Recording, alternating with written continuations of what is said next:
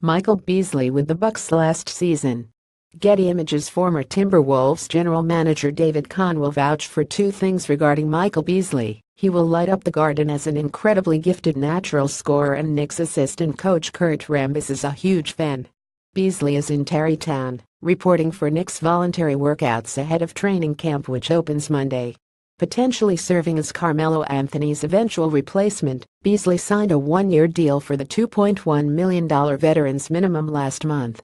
In 2010, Kahn traded for Beasley and has no regrets. Kahn, who teaches sports management courses at NYU, obtained Beasley, the second overall pick of the 2008 draft, after 2 seasons with the Heat. Kahn gave up 2 second-round picks in cash, then created waves when he said in a mostly misinterpreted radio interview Beasley's a very young and immature kid who smoked too much marijuana. As it turned out, marijuana was not an issue in Beasley's 2 seasons in Minnesota. Failure to grasp defensive concepts was the problem that led to their divorce. Michael's issue then, from a basketball standpoint, wasn't on the offensive end, Kahn told the Post in a phone interview. Michael had a hard time on the defensive end.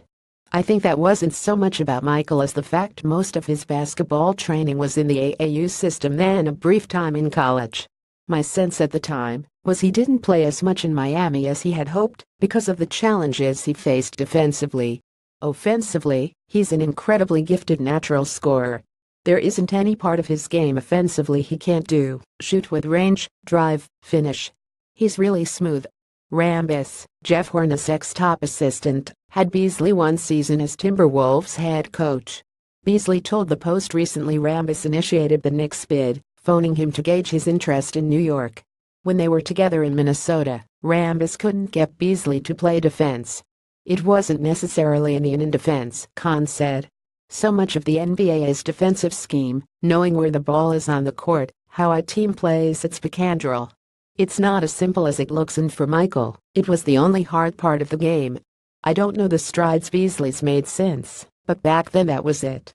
Scouts told the Post Beasley's defensive improvement has been limited, as the Bucks made no move to resign him. Meanwhile, the Steve Mills-Scott Perry Knicks were gung-ho about the former Kansas State star. Kurt Rambis talks to Carmelo Anthony on the sideline.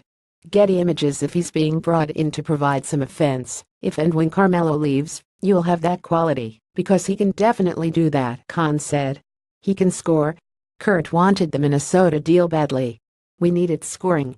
I remember at the voluntary workouts before that season, Kurt being very excited at positions he could put him on the floor to score. His ability to score is undeniable with his terrific lateral movement and explosiveness. If they're going to lose Carmelo, I imagine Kurt gave him a very positive review as a guy who can figure out how to get his shot up. After drafting Derek Williams number 2 in the draft and having other needs, the Timberwolves let Beasley sign with the Suns for 3 years, $18 million. Kahn said his old marijuana interview became miscast as he was responding to a question on whether Beasley's off-court issues are even worse than advertised. The gist of Kahn's comments dispelled the theory.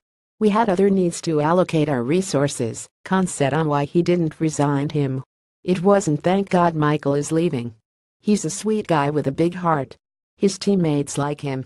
He was very popular in the locker room.